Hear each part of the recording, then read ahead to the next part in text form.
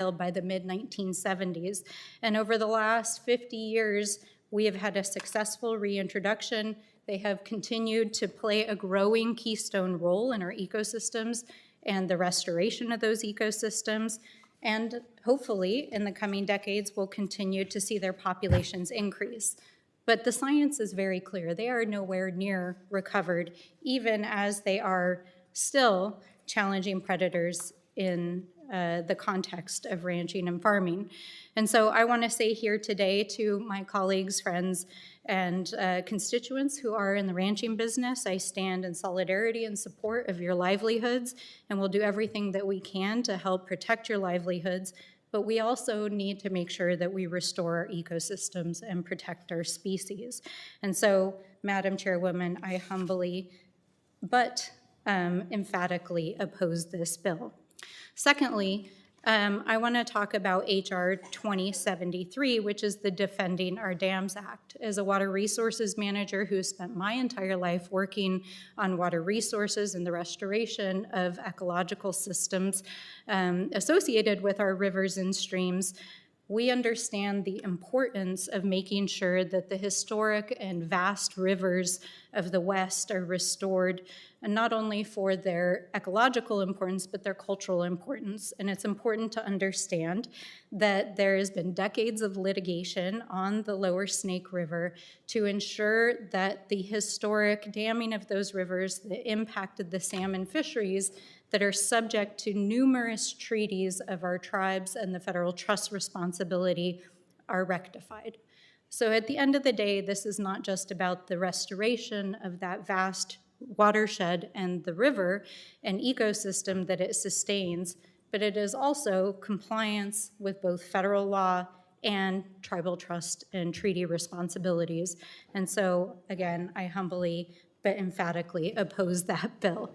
So I thank you for the opportunity to share my position on these bills, and I ask my colleagues to join me in voting no. Thank you. The chair now recognizes Representative Gray for 5 minutes. Thank you, Madam Chair, and thank you to the witnesses for being here today. While I don't represent the region that Representative LaMalfa's Orland project water management directly impacts, this legislation highlights an important issue involving California water. Efficient water transfers like this allow reclamation and local Central Valley water project contractors to ensure more reliable water deliveries for our farmers. As you may know, existing law requires the state of California to request approval from the Secretary of Interior for water transfer for temporary drought assistance. Mr. Scheer, how would surplus water transfers to the Central Valley Water Project impact Reclamation's ability to allocate water to contractors? Thank you for the question, Congressman, and good to see you again. Good to see you. You know, again, it just puts more flexibility into the system. In this particular instance, for the Orland project, it's a contained watershed that routinely has excess water. When in those years where there is excess water, that they can then create temporary contracts to sell into the CVP. You have contractors south of Orland who can either put it to use that year if they need it, or potentially store it in another site for a year when they may need it. So it just provides more flexibility overall in the system. Thank you for that. You know, for years, the state, frankly, has used its role in the Central Valley Water Project to implement rigid regulations on allocations and the use of water. And I certainly am encouraged to see my colleagues work on cutting bureaucratic red tape to increase water supply. And I look forward, Madam Chair, to working with them to increase water supply in our region. And with that, I yield back the remainder of my time. I sure look forward to working with you to increase the water supply for the wonderful citizens of California as well. I think the failed leadership in California has really done them a terrible disservice over the last 40 years, and I think we could make some real progress. Madam Chair, whose time are we on right now with that little speech there? Was that? That was a matter of personal privilege. That was just Would you like 10 seconds just to personal respond? flourish? I just don't know from the ivory tower of Wyoming if you are qualified to render Actually, editorial. yes, because it's our water that you want to take. So in fact, I am qualified. In California, It's the we're Green taking River. Wyoming? Yeah, it's the Green River, it's the Colorado River. That's pretty fantastical. So there, would you like another 10 seconds to respond, Mr. Huffman? Because you're sure welcome to have it. I think we've done too much, actually. Okay, thank you. The chair now recognizes Ms. Randall for 5 minutes of questioning. Thank you, Madam Chair, and thank you, Mr. Chair, for joining us today with your testimony. You know, I am grateful that we've had some discussion today about the energy needs in the Pacific Northwest and Washington State, and I look forward to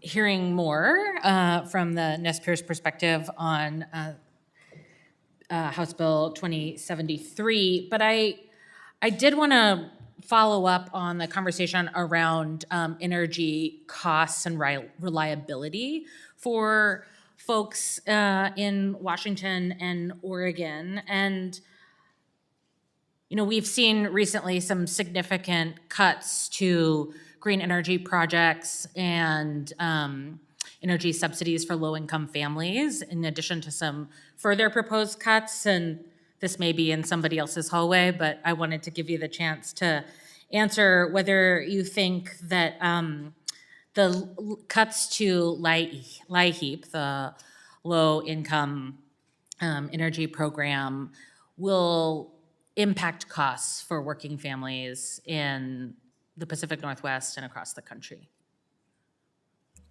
I'm not familiar with the cuts that you're referring to, ma'am. Okay.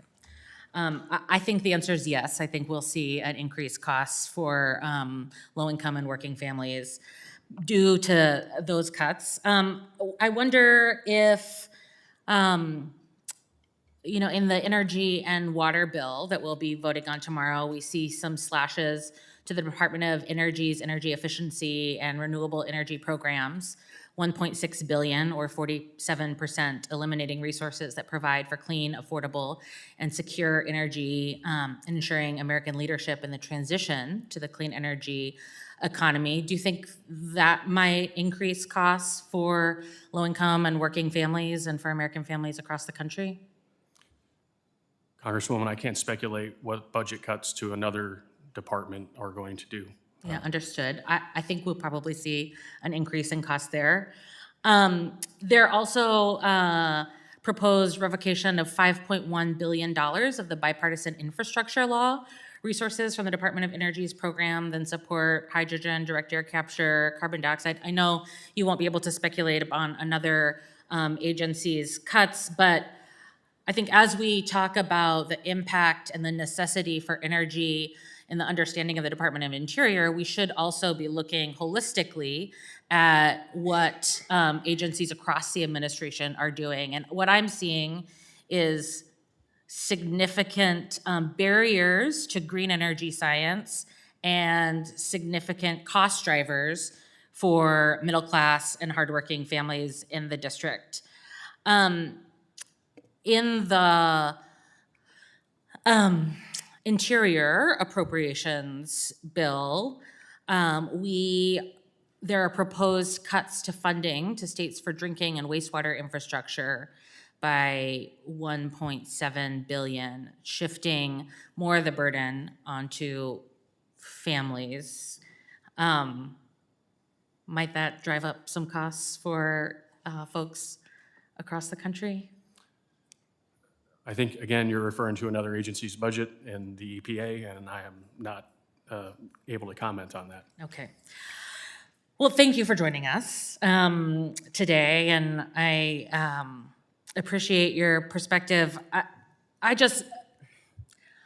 not advocating right now for any dam breaching. I'm not advocating for us to make one decision or the other, but as we're exploring a policy that will ban science on the issue, I think we should be really clear-eyed about what other policies might do to energy costs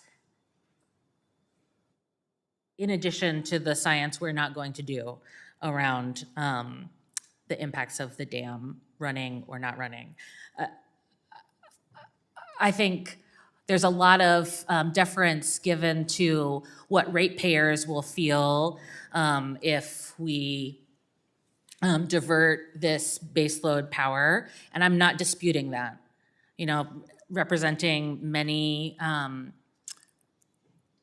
small energy companies and public utility districts in the Pacific Northwest, I'm very thoughtful about those impacts on my community, but I think there are significant additional impacts that should be part of this discussion too, the increased costs on working families that we are seeing. So thank you, Madam Chair. Thank you. I want to thank the witness for your testimony and the members for their questions. The members of the committee may have some additional questions for the witness, and we will ask you to respond to those in writing. In fact, I anticipate that you may very well receive some follow-up in light of some of the questioning from the witnesses asking for additional information. And while the clerk is resetting the table, I will go ahead and introduce the witnesses for our third panel. Mr. Tom Patterson, President-elect of the New Mexico Cattle Growers Association from Luna, New Mexico. The Honorable Shannon Wheeler, the Chairman of the Nez Perce Tribal Executive Committee from Lapwai, Idaho. Mr. Bill Vanderwall, the General Manager of the Tehama-Colusa Canal Authority from Willows, California. And Mr. Clark Mather, the Executive Director of Northwest River Partners from Vancouver, Washington.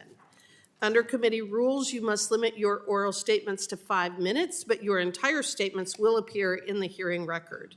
To begin your testimony, please press the button on the microphone, and we use timing lights. When you begin, the light will turn green. When you have 1 minute remaining, the light will turn yellow, and at the end of the 5 minutes, the light will turn red, and I will ask you to please complete your statement. I will also allow all witnesses to testify before member questioning. I now recognize Mr. Patterson for 5 minutes.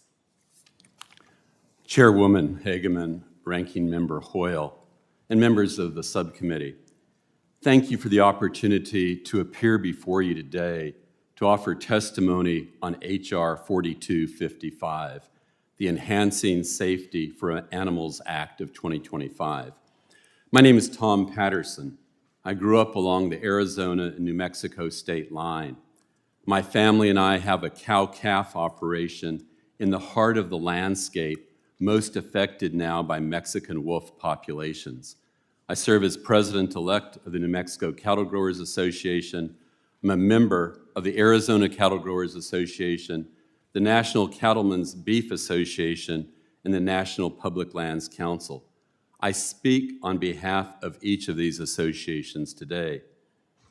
For the last 25 years, my neighbors and I have seen the worst kind of impacts from a federal policy, here the Endangered Species Act, that treats local people as acceptable sacrifices for a national initiative to recover an apex predator.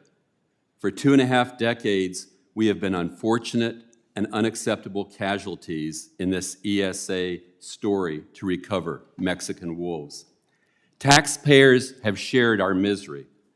Mexican wolf recovery has cost taxpayers nearly $260,000 for each wolf now on the ground.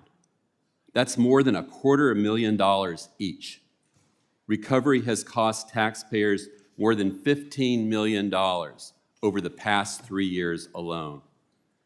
And this outlay is despite the fact that the wolf population is robust, big enough and stable enough that Mexican wolves should no longer be protected under the ESA. According to the Fish and Wildlife Service, the number of wolves now on the ground meets the threshold number identified in the ESA recovery plan. The wolves on the ground have sufficient genetic diversity, which captive breeding programs can routinely supplement as needed. The genetic identity of the species is secure. Those facts alone justify delisting this apex predator. The ESA recovery plan in place stands in the way of delisting regardless, however, of the recovery status. on wolves in the United States. That's because it ties delisting the wolves in the U.S. to recovery of the species in Mexico. This is clearly inappropriate. The U.S. can guarantee no kind of regulatory certainty on the other side of the border. The link virtually guarantees that no matter how many wolves we have in the United States, we will always be held captive forever, to the success of the Mexican recovery efforts. It goes without saying that there are vocal opponents to delisting the Mexican wolf. We've heard their arguments. We've received their death threats. We've experienced their vandalism. But their arguments, their threats, and their vandalism can't escape from the truth. And the truth is that Mexican wolves are habituated. They are a threat to people, pets, livestock, and wildlife. Our children have been stalked. Our pets have been snatched and killed off our front porches. Wildlife have been displaced and depleted. The situation is so severe that 15 counties in our 2 states have declared emergencies or passed resolutions in support over the past few months to expose and ask for help with the threat from wolves. The livestock industry has endured the pain acutely. The federal government is not paying these damages. Our poor rural counties aren't reimbursed for their public safety work on wolves, some of which total more than $100,000 a year. Your congressional intervention is the best and only way to deal with the immediate issues in front of us. Our situation makes clear that the Endangered Species Act did not contemplate the threats to human life and livelihoods that recovery of an apex predator poses. Breely Green, a 12-year-old from Quemado, New Mexico, who was stalked by a Mexican wolf, made the severity of the situation before you all too clear. She asked, "When did Mexican wolves become more important than I am?" The species is recovered. Madam Chairwoman and members of the subcommittee, we ask for your support of this bill. Thank you. The chair now recognizes Mr. Wheeler for 5 minutes. Thank you, Madam Chair, and members of the committee. My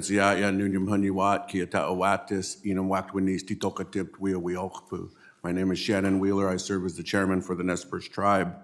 I come to you today with a good heart. For decades, the Nez Perce have been working to recover wild runs of threatened and endangered salmon and steelhead in the Snake River Basin, on which our traditional diets, economy, and culture are centered. As the salmon people, we have a covenant to meet the needs of the salmon and are obligated to speak the words that they cannot speak themselves. The main stem of the Snake River and the sections that contain the 4 federal dams referred to in H.R. 2073 is the umbilical cord linking the ocean, 49,000 square miles of the largest, most intact and pristine salmon and steelhead habitat remaining in the lower 48 states. This salmon country is larger than the states of New Jersey, Vermont, New Hampshire, Massachusetts, Connecticut, and Rhode Island combined. And every single salmon and steelhead born in this country, as part of their life cycle, must pass through these 4 lethal dams and reservoirs on their out migration. Many runs of salmon that our people depended on have been extirpated or are at risk of extirpation. We cannot fish the Wanaha, the Minam, the Middle Fork of the Salmon, Asotin Creek, and Tucannon River, which are 2 of the rivers that contain the only populations of the Snake River Spring Chinook. The Nez Perce signed a treaty in 1855 with the United States of America, guaranteeing treaty rights in fishing and hunting and gathering at all usual and accustomed places in perpetuity. In this bargain we agreed to, we work with the United States of America to honor our side of this relationship and the obverse relationship that the Nez Perce have with the United States of America, minted as a coin is minted. On one side, the United States of America, on the other side, the Nez Perce tribe, minted together for mutual benefit under mutual agreement, so that one side does not burden the other side. And when we speak of the dams and the salmon populations, we speak of populations that have declined or been decimated. And when we see this, it is our obligation to the salmon and to our people and to the people of this country to tell the United States of America that we are being burdened and that these fish that are supposed to be in the water are not currently in the water. And so the Columbia River tribes, and the Nez Perce in particular, are extremely active in restoring and rebuilding runs. Our salmon restoration programs are among the largest natural resource programs of any of the tribes in the United States. The Nez Perce have brought back Snake River Fall Chinook from the brink of extinction and returned extirpated coho salmon to the basin. It's not for the lack of trying that we cannot have salmon and dams, but the primary man-caused source of mortality facing Snake River Basin fish are the dams and reservoirs that the fish must pass through their way to the ocean, and we need to do something about that for the fish to survive. Unfortunately, this bill takes a contrary approach that would tie the hands of the federal agencies and force them to ignore the realities on the ground by prohibiting any use to study alternatives and solutions to the largest source of salmon mortality and preventing adaptive and responsive dam operations that would be more beneficial to fish. In doing so, the bill would set the United States on an unambiguous course to destroy wild Snake River salmon runs, which would abrogate our treaty reserved rights to fish in all of our usual and accustomed fishing areas and those of the other Columbia Basin Treaty tribes. We are here to emphasize that the treaty partners, both the tribes and the United States, should benefit from the bargain negotiated. This bill would attempt to cement, then burden the four lower Snake River dams, burden of the four lower Snake River dams on the backs of the salmon and tribes. In contrast, we will be working on all of the actions the salmon need, including fully funding the work that salmon need, funding that has not kept up with the inflation. Madam Chair, and if I may, we have used these rivers and their waters since time immemorial, and we will no longer sit idly by and taken for granted. For over 16,500 years dated, our people have been in the area. We are people who fish. We need to be able to feed our people and to have a fishing economy. Going forward, we want those in Washington, D.C., the Pacific Northwest, and Bonneville Power Administration, electric utilities, and irrigators to understand that we will be speaking the truth for salmon, ensuring the United States honors the promises it made in our treaty, and working on true solutions that work for the salmon. Thank you, Madam Chair. Thank you, Mr. Wheeler. The chair now recognizes Mr. Mr. Vanderwall for 5 minutes. Chair Hageman, Ranking Member Hoyle, and members of the subcommittee, thank you for the opportunity to testify on H.R. 4970, the Orland Project Water Management Act. My name is Bill Vanderwall, and I serve as the General Manager of the Tehama-Colusa Canal Authority, or TCCA.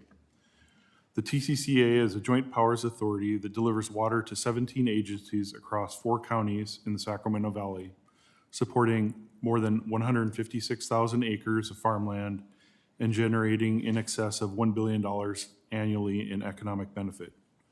Our facilities not only sustain agriculture, but also provide important post-harvest water supplies for groundwater recharge and wildlife habitat.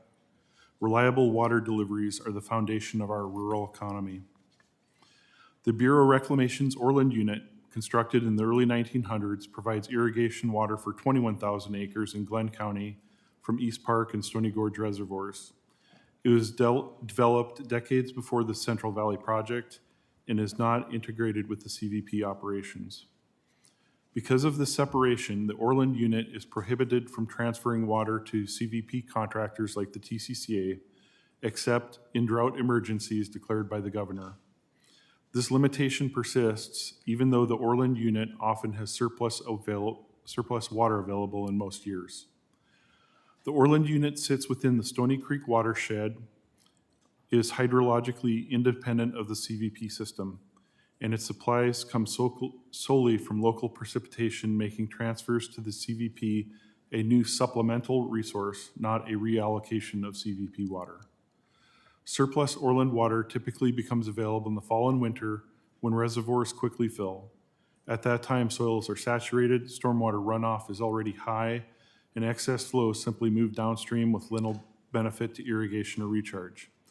In other words, water is released when it has the least value, rather than being available during dry months when it could help farmers, groundwater basins, communities, and groundwater-dependent ecosystems. HR 4970 would authorize the Orland unit to transfer water to the CVP, including the TCCA contractors, in all water year types. This legislation would turn a currently stranded resource into a regional benefit. California water districts are under mandate to reduce groundwater reliance under the Sustainable Groundwater Management Act, aka SGMA.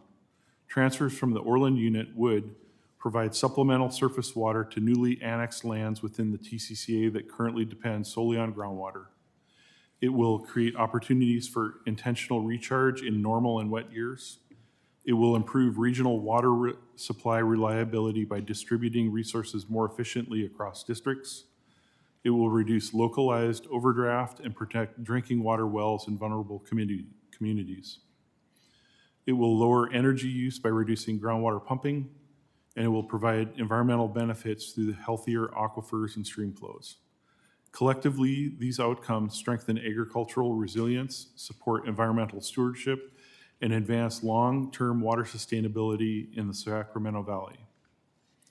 Facilitating these transfers is a cost-effective, environmentally responsible way to maximize the value of existing federal infrastructure. By aligning surplus water with actual demand, HR 4970 supports compliance with state and federal sustainability mandates, reduces pressure on stressed groundwater basins, and safeguards the rural economy.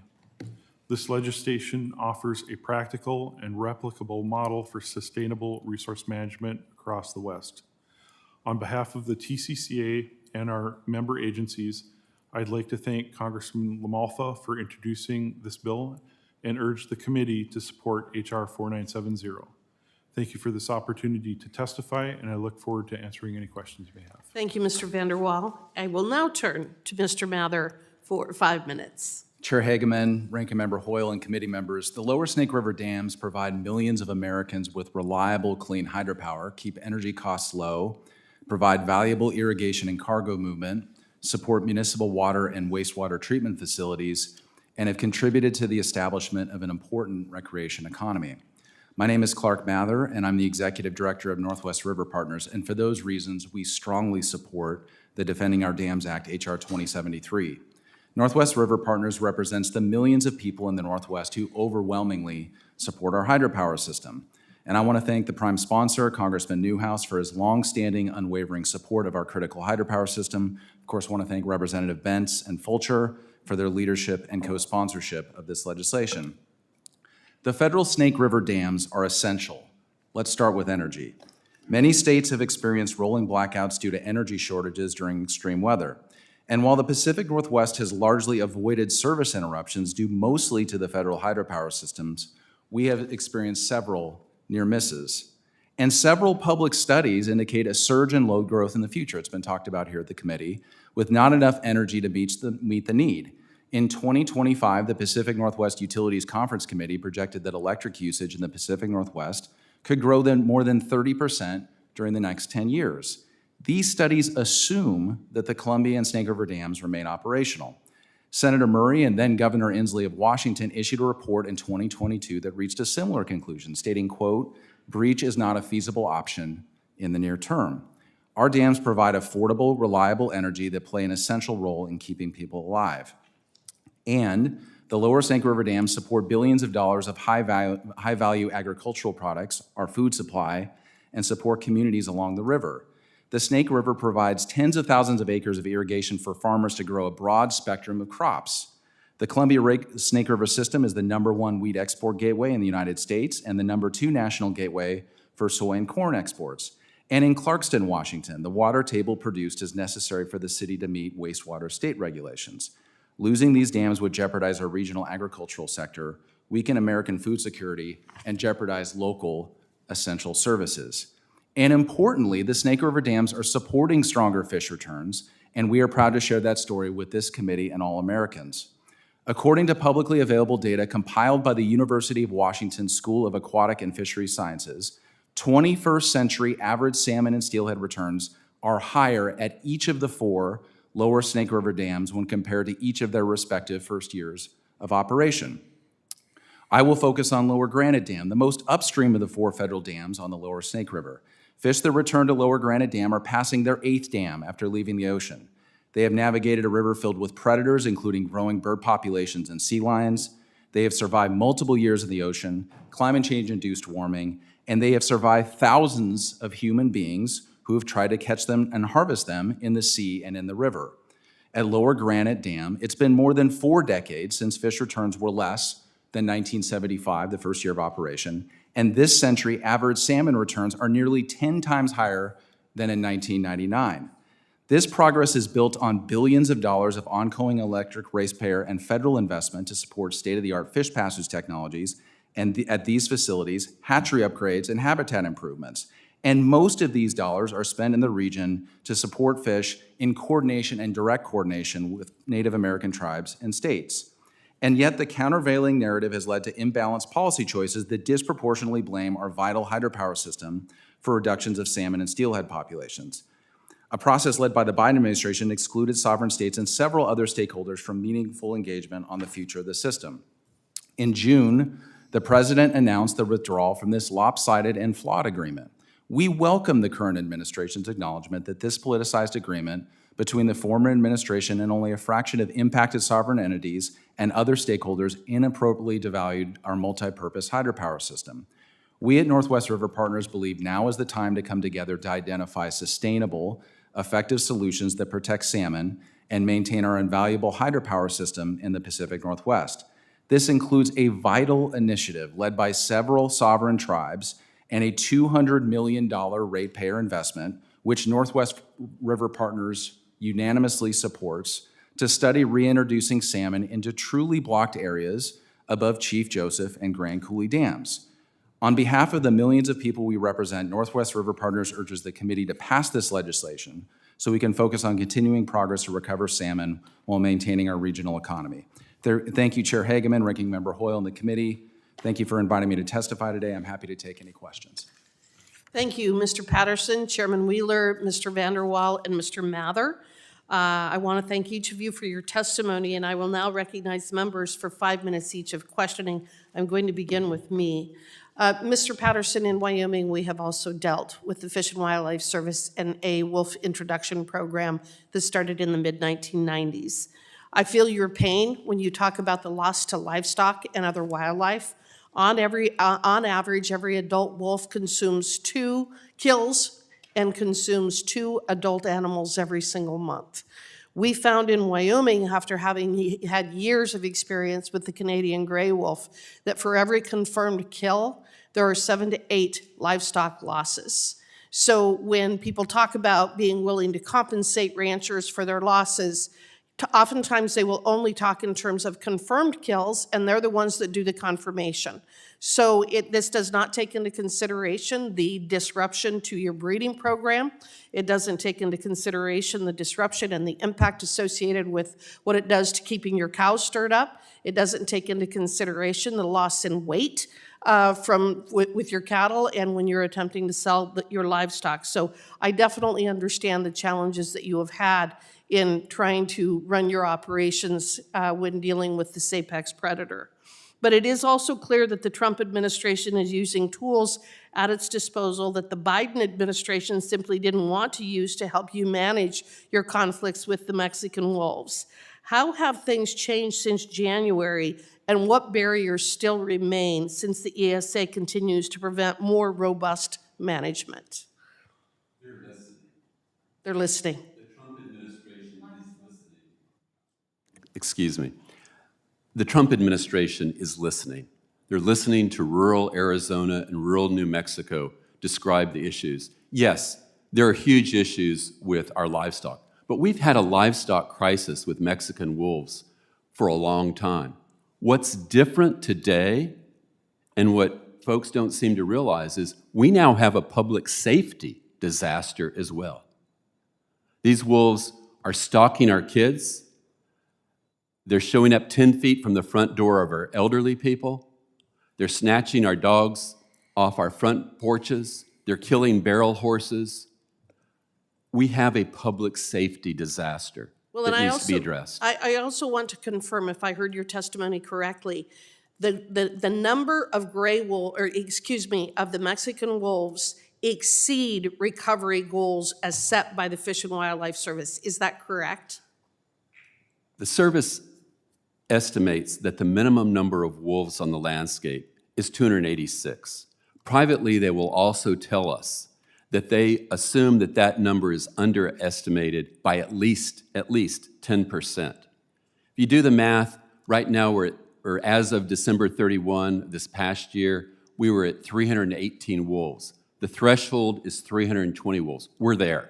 Okay, all right. Mr. Vanderwall, in your testimony, you note that agriculture in the Tehama-Colusa Canal Authority service area generates over $1 billion annually. How would access to Orland unit surplus water help safeguard the economic engine during droughts? Thank you for the question, Chair. This water that we would be able to access, in many years we have droughts and would have to fallow fields, so crops are not being planted, crops are not being grown. So this amount of water that the Orland unit could potentially transfer would be able to help the local economy by growing crops in those fields that otherwise are fallowed. Okay. It also, more importantly, I think, is focusing on the opportunity to use that water in crops instead of pumping groundwater or doing recharge projects in wetter or normal type years to help, keep our aquifer healthy. Excuse me. And Mr. Mather, turning to you. In your testimony, you cover the important role that the lower Snake River dams play in the Pacific Northwest, not only for enhancing grid reliability and energy security, but also supporting critical industries like shipping, tourism, and agriculture. Can you share how important this infrastructure is to the Pacific Northwest? Chair Hageman, we believe they're not only essential to the Pacific Northwest, we believe they're essential to the country as a whole. As I mentioned in my testimony, the Columbia Snake River Navigation System covers 465 river miles. We're the #1 wheat export gateway in the United States. This system supports billions of dollars of economic activity, American food security, and all sorts of essential jobs on the Columbia River. It also provides some of the most affordable electricity in America that provides reliable service to millions of people in the Northwest. And on the times that we have extra energy, we're able to sell that into the market for other parts of the United States to benefit from. There's tens of thousands of acres of irrigated agriculture. There's a growing cruise boat business and recreation in the region. We think these are really essential services, not just to the Northwest, but to the U.S. as a whole. Well, thank you, and I agree with you. I now am going to call on other members to ask questions of the panel, and I first will call on Mr. Huffman for 5 minutes of questioning. Thank you, Madam Chairman. Chairman Wheeler, I would like to talk with you about Columbia River salmon runs. I represent several tribes back in the north coast of California, similar in some ways to the Nez Perce. Salmon and steelhead are especially important to them, and so I understand the importance of your being here today. I appreciate the passion in your testimony.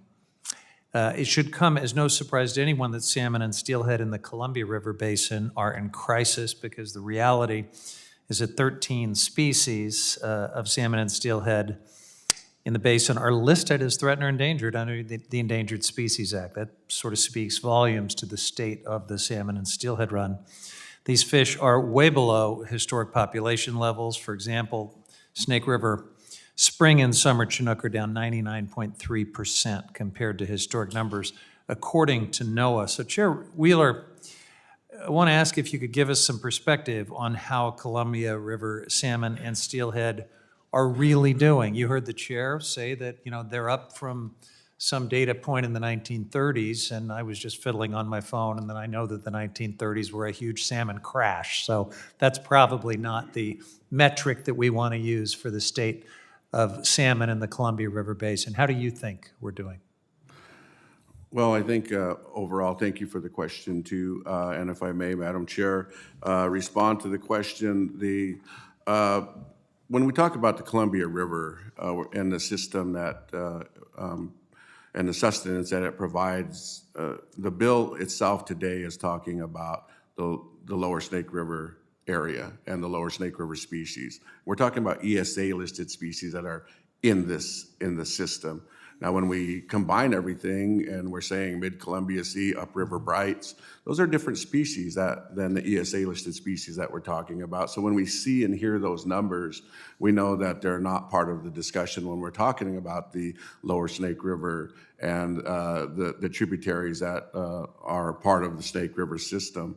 And so historically, 16 to 20 million fish entering the Columbia River, 2 million coming into the Lower Snake River area. Now there's rivers that I'd mentioned that we can't even fish. And if we overtake on any of the ESA listed species, our fishery shuts down. If there are no fish in the water, then it affects us in many different ways. Our culture, the spirituality of who we are, and the health of our people. Yeah, tell us a little more about what it means for your people when you can't fish. Because I've experienced it with the Yurok and the Kuruk tribe in my district. I've seen what it does to the elders, to their ceremonies, to their economic interests, and their subsistence.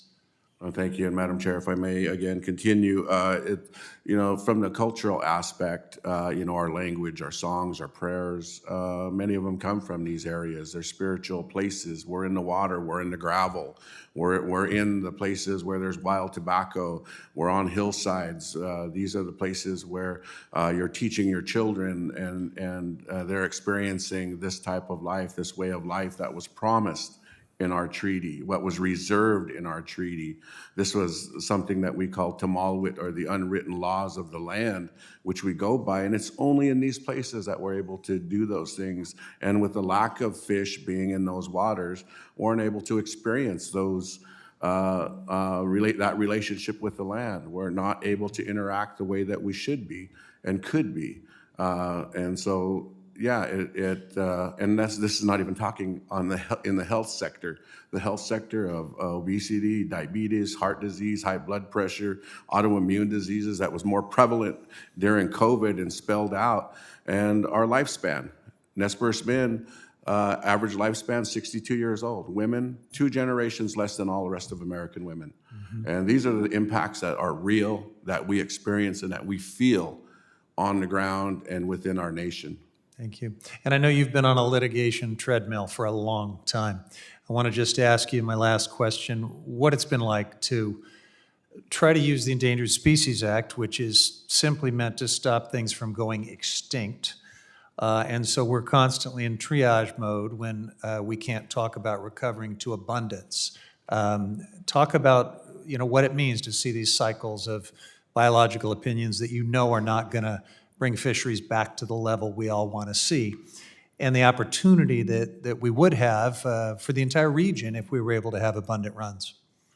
Well, of course, the biological opinions and the flawed EISs are the flawed biological opinions and the record of decisions that were made.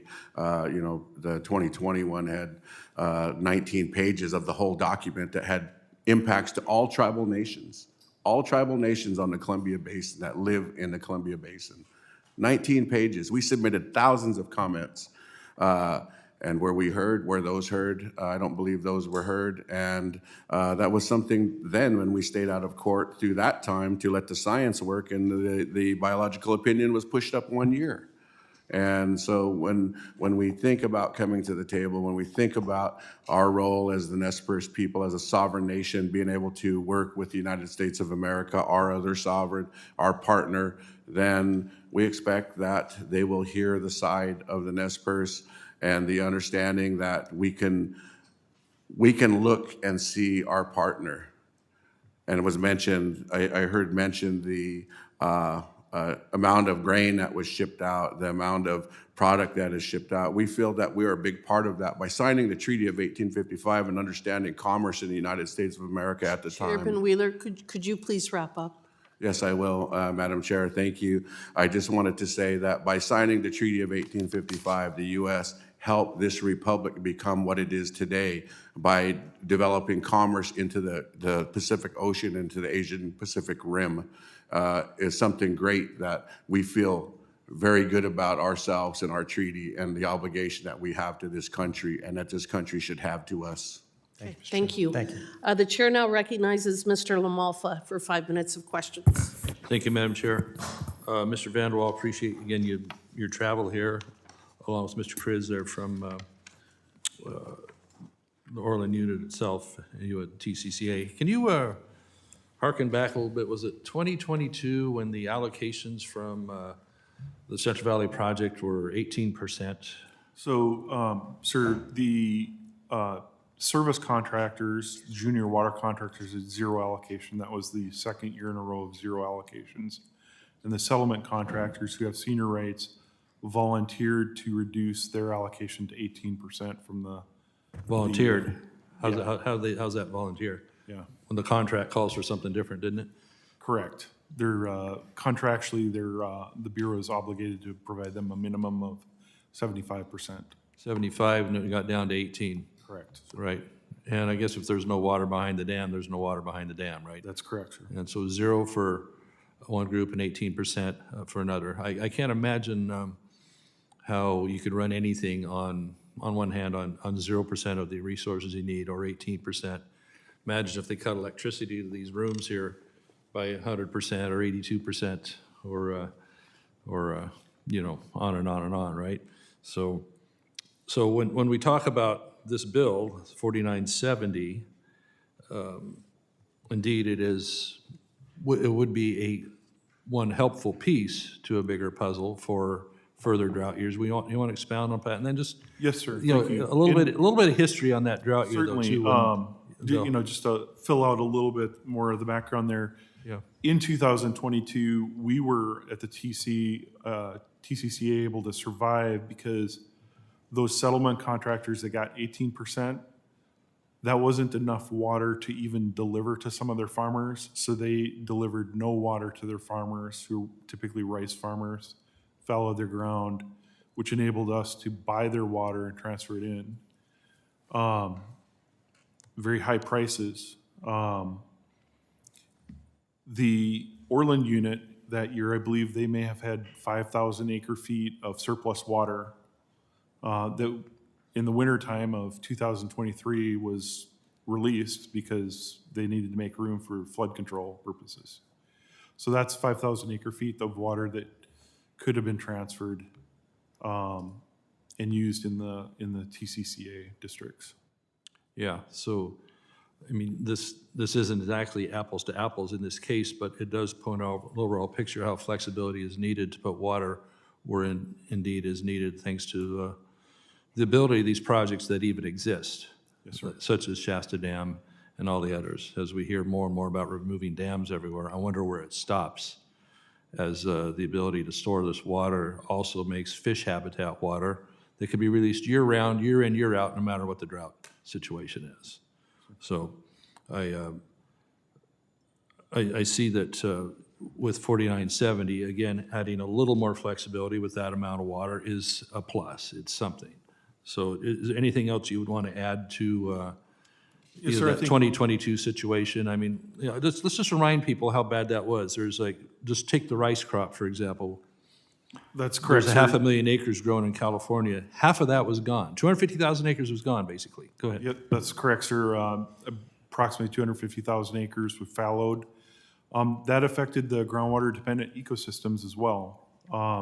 When groundwater levels drop below a certain point, there's certain ecosystems that dry up. The trees and the vegetation are dependent on it, and it's very impactful. So we're talking domestic wells around the town of Orland and other areas of That's Lane County? correct, sir. And prior to the Tehama-Calusa Canal, I was the manager for Dunnigan Water District, one of the member districts.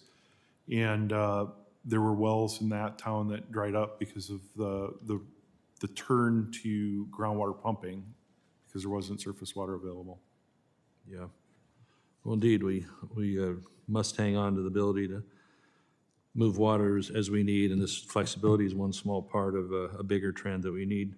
Mr. Patterson, I can't help but at least touch base on this wolf situation as we were being devastated in Northeast California by the introduction of Canadian gray wolves, a giant wolf that is destroying wildlife in the area, and of course livestock too. I think the wolves drive around in pickups with a bumper sticker that says beef, it's what's for dinner. That seems to be their only plan up there. Can you expound on that a little bit, on what number does it take to actually satisfy the ESA on the gray wolf that really shouldn't be in my area, as well as the Mexican wolf in your area? You have a disaster, Congressman. Thank you for your question. Man-made disaster, yeah. Yes, sir. You have the ESA is not designed to require or authorize the implementation of management practices that are necessary to deal with an apex predator. We're not talking about a lizard. We're talking about an apex predator that will go after our people, our pets, our livestock, and our wildlife. What is the number?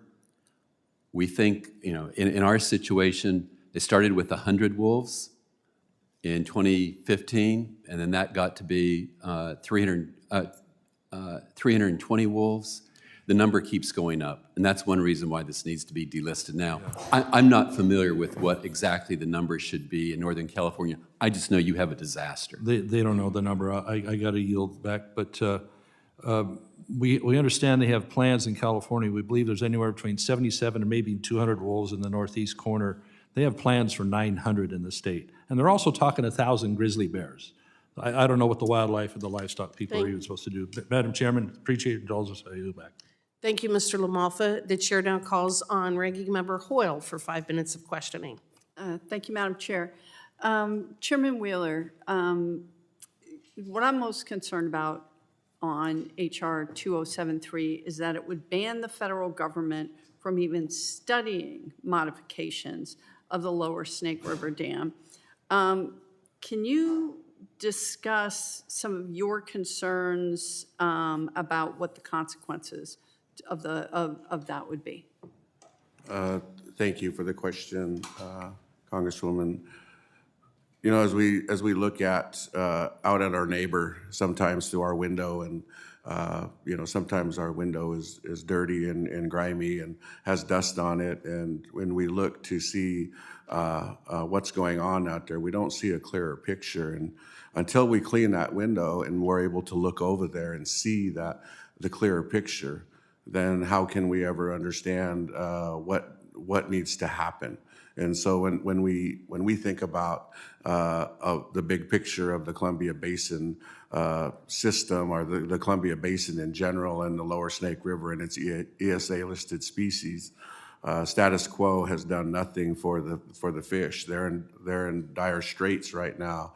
There's several of the species that are about to go extinct, and if we're not able to see the full picture, then HR 2073 is something that detracts from that ability to look at the bigger picture. And as we look to grow the Pacific Northwest and the Nez Perce in our country, then we need to look at the full picture, and this disallows that. Thank you. And you spoke to the treaty with the United States of 1855, and the federal government does have legal treaty obligations to ensure the Nez Perce, the Yakima, the Warm Springs, and Umatilla tribes can fish in the Columbia River. I'd like you to talk about just a bit about the trust responsibility and what that should look like in practice. Well, in practice, if we were to look at, we'd say a treaty bridge, for instance, from your side to our side, and being able to cross that bridge. In 1855, we were able to cross that bridge back and forth. And over the course of time, that bridge is deteriorated. If we call it the treaty bridge, then, when we work with federal agencies under statutory authorities, they were developed, and their development and under those statutory authorities are to ensure that the trust responsibilities are that they have to uphold based on treaty rights that they, and a treaty that they negotiated that's in the Constitution for us under Article 6, Clause 2, and we're all subject to the rule of law. And so if your inability to be able to uphold the rule of law, in which this case you need to uphold the rule of law because Article 6, Clause 2 is where the supremacy clause and treaties sit, then we as people need to be able to express and explain that as a signer of the treaty. We need to show that here's where we are on the treaty, and here's where the United States is. This is what was promised. This is what the Nez Perce granted to the United States of America, and this is what we reserved. We reserved the ability to hunt, fish, gather, and travel in all usual and accustomed places. Thank you. And finally, we have 1 minute left. I'd like to give you a chance to address or elaborate on any of the statements we've heard today. Anything you'd like to add? Thank you for the allowance of this time. And, I think that, one of our greatest chiefs of all time, Chief Joseph, said it does not take many words to speak the truth. And we come here to speak the truth. We come here to give you the fair and efficient the numbers that are efficient, that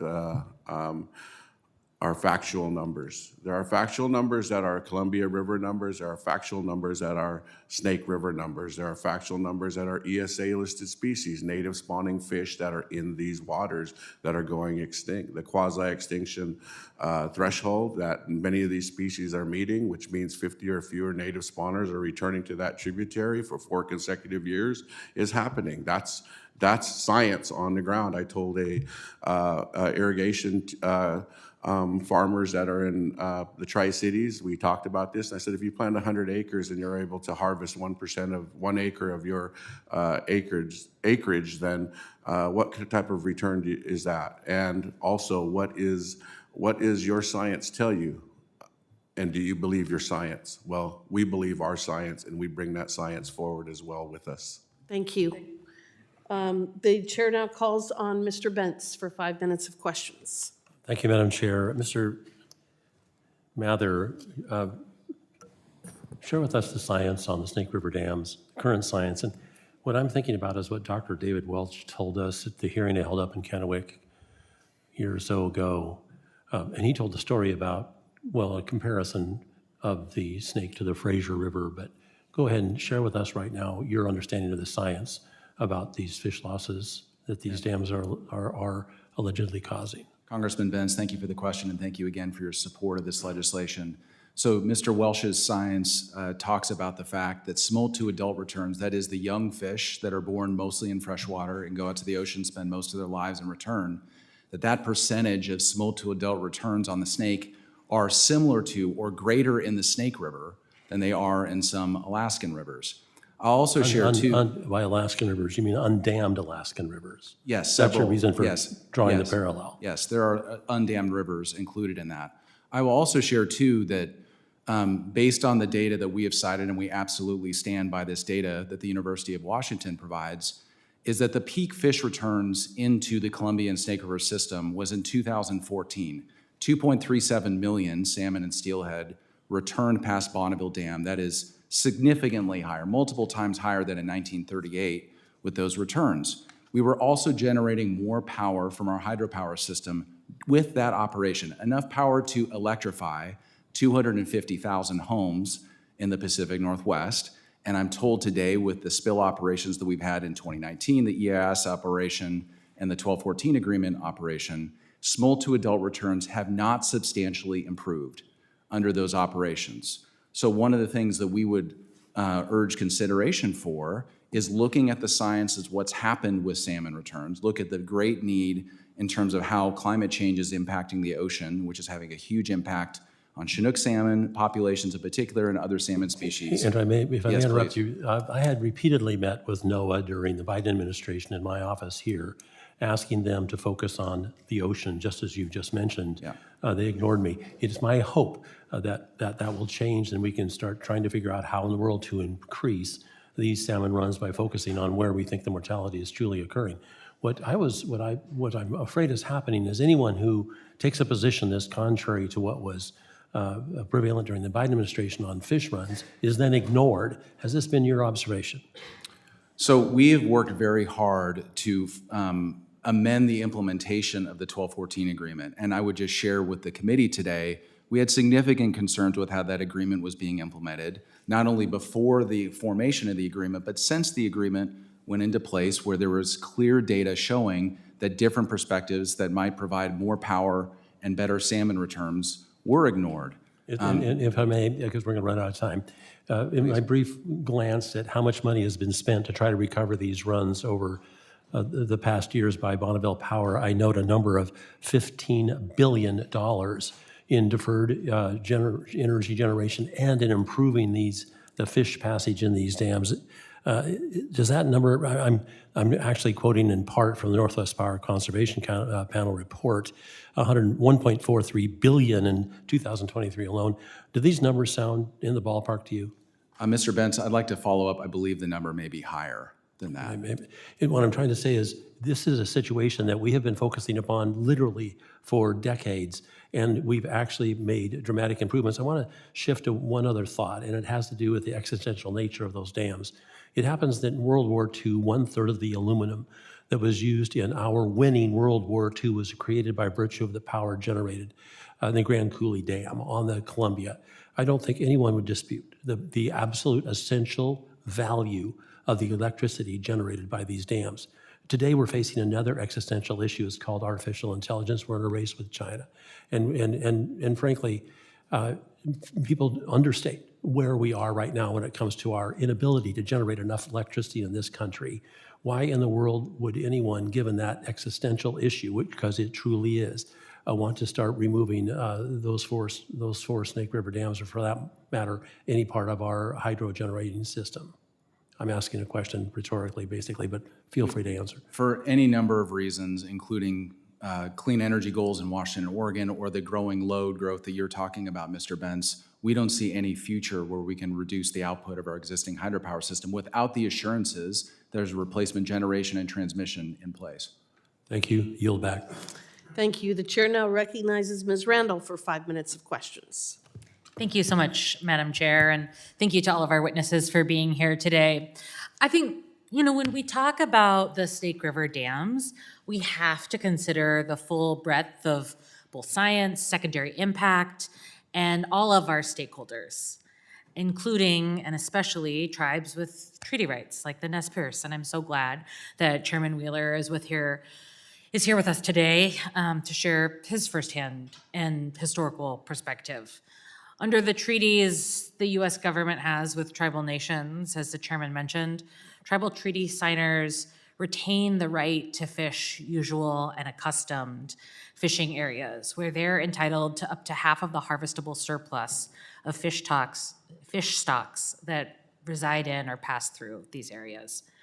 For many tribes in my district and across the Pacific Northwest, salmon hold cultural and spiritual significance. You've heard the chairman talk about this today. And fishing for salmon is both a necessity and an important tradition and spiritual practice. Any conversation about the Lower Snake River Dam must consider salmon recovery and the tribal perspective. It also should consider science. Last week, I visited the NOAA research facility in my district and had the opportunity to learn about the sockeye salmon recovery research that they are doing in partnership with Idaho Fish and Game. And it was really eye-opening. And I'll say that they're worried about their grant funding to continue that work, just like we have seen attacks on scientific research across university sector, across agency. And look, I think we should be having a robust collaborative conversation here with stakeholders, but I see this policy as a Bill 2073 as a really troubling continuation of the Trump administration's attacks on science, to say we can do no further science cuts off our ability to think about how we could innovate in the clean energy sector. To say we can do no more science on this issue precludes us from the ability to learn how to solve problems the way that we heard we did, with the Grand Coulee Dam historically. To say we can do no more science will only shut off our ability to keep learning. And again, this bill doesn't determine whether or not we right now breach the lower Snake River dams, but it does direct us to either continue learning and continue forward with our eyes open about the possibilities, or to shut them, to shut off the ability for us to continue researching what a future without a dam might look like, how we might be able to maintain our base or increase our baseload energy. There have been a lot of questions answered, but I want to make sure that Chairman Wheeler is able to speak to, any unanswered questions or any information that came up that deserves an answer. I think it was clear to me on my Codel to Alaska in August that not everyone in the United States learns extensively about salmon in elementary school the way I did. So please, Mr. Chairman, if there's anything else you'd like to add. Thank you, Madam Chair, if I may. The things that we think about at NSPERS are, the way of life of the people and our relationship to our sovereign United States of America, and who we are as a neighbor, who we are regionally, who we are nationally, and who we are globally. To think about advancing the Pacific Northwest into the future. And we can talk about archaic dams and continued escalating costs going into the future. And we can talk about the future when we think about AI and all the things that are happening going on that's going to be happening. But if we're not allowing new technologies and new ideas to come forward, then we're not doing the right thing for our people and for those generations yet to come. Every child in my community basically has some type of handheld device that takes electricity to charge it. So electricity is very important to the NSPERS. Agriculture, food is very important to us. Transportation, recreation, all important to us. But so is our culture, and so is the culture of the people yet to come. And for us to advance that going into the future, that's all we're here for, is to ensure that the Pacific Northwest becomes stronger, better, and smarter. And under the Resilient Columbia Basin Agreement, that's all we were attempting to do, was to show what the future could look like and should look like going on from here on for the next generations. Thank you. The chair now recognizes Mr. Gosar for 5 minutes of questioning. Yes. Mr. Patterson, critics will tell us that Mexican wolf has not met the recovery yet. But you and I both know that's false. You describe this problem as America being held hostage by a foreign government, AKA Mexico. Question, should the international population of Mexican wolves remain in domestic goals? Thank you, Congressman. It's absurd for us to be so arrogant as to think in the United States that we can dictate foreign policy in Mexico. If the Mexican government wants to recover the wolf, let the Mexican government recover the wolf. But what we can control is what happens in the United States, I would hope. So what we should focus on is what's in the United States. Now, you mentioned the cost earlier in your testimony, but are American taxpayers footing the bill for recovery in Mexico? And what is that cost? To date, according to the Fish and Wildlife Service, the American taxpayer has spent $74.6 million on recovery of the Mexican wolf. At a hearing in Reserve, New Mexico, a couple weeks ago, the chief of the Wildlife Division was asked the question, are we sending money to Mexico to help them recover the Mexican wolf? The answer was yes. How much of the $74.6 million is going to Mexico? I do not know, and he didn't answer. Wow. Now, as a dentist and a healthcare professional, I must address the human impacts of the Mexican wolf. Now, here I have a study in 2006 from Dr. James Ty titled Psychological Impact of Wolf Introduction, a Preliminary Study which found that many of the children and adults affected suffered emotional distress from those close encounters with wolves and trauma attacks on their pets and livestock. Now, I understand this as a dentist because when you hurt a kid, you hurt them for a lifetime, okay? So Mr. Tai concluded, it is clear that the individuals involved fear a loss of income, serious damage to their way of life, the greatest fear focused around a very real and present threat of a wolf attack on a human, most especially a young child. Another one here, a 2007 study from Dr. Julia Martin titled Changes in the Mental Health of Children Who Have Been Intimately Exposed to Wolves, found that the changes have affected children's behavior to include about 75% of major symptoms of PTSD. I ask you now to be placed in the record. Without objection, so ordered. Mr. Patterson, do you agree that the Mexican wolf continues to negatively affect the children and adults? I think the Navajo Nation has it correct, Congressman. The Alamo chapter of the Navajo Nation has subscribed to the testimony on video on wolvesamongus.org that the Mexican wolf is evil. It is a skinwalker. It is a personification of evil. It causes mental illness.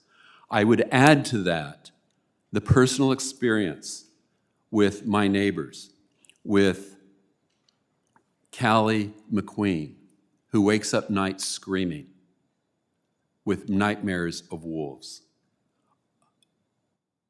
The nightmares that her older sister Taylor McQueen has because wolves killed her barrel horse. Of course, these kids don't feel safe. Of course they will have problems with the consequences of this program. So now another part. The mismanagement of the Mexican wolf is another case of NGOs taking the reins and steering the initial intent completely off course. Can you speak to how the NGOs have hindered the progress in recovery, delisting, and delinking? In our experience, the NGOs have advocated for one thing: more wolves, regardless of what the impact is going to be on the people who live among wolves. We have to pay attention to the reality of the people who live among wolves, and they refuse to acknowledge that. Every time we make a suggestion, whether it's about population control or about dealing with habituated wolves or giving public safety officials and livestock producers the tools they need to manage around wolves, they have objected. So are they compromising the ability to recover the wolves? Absolutely. Because if we don't get local buy-in to recovery of Mexican wolves, we will never have a successful recovery program. And that's one thing that this administration has recognized. It's not just numbers, it's sustainable recovery. And it's an inclusion of everybody within that process, more local control. Absolutely. I yield back. Thank you. I want to thank each of the witnesses here today for their valuable testimony and the members for their questions. The members of the committee may have some additional questions for the witnesses, and if so, we will ask you to respond to those in writing. Under Committee Rule 3, members of the committee must submit such questions to the subcommittee clerk by 5 p.m. Eastern on Monday, September 8th. The hearing record will be held open for 10 business days for these responses. If there is no further business, without objection, the subcommittee stands adjourned.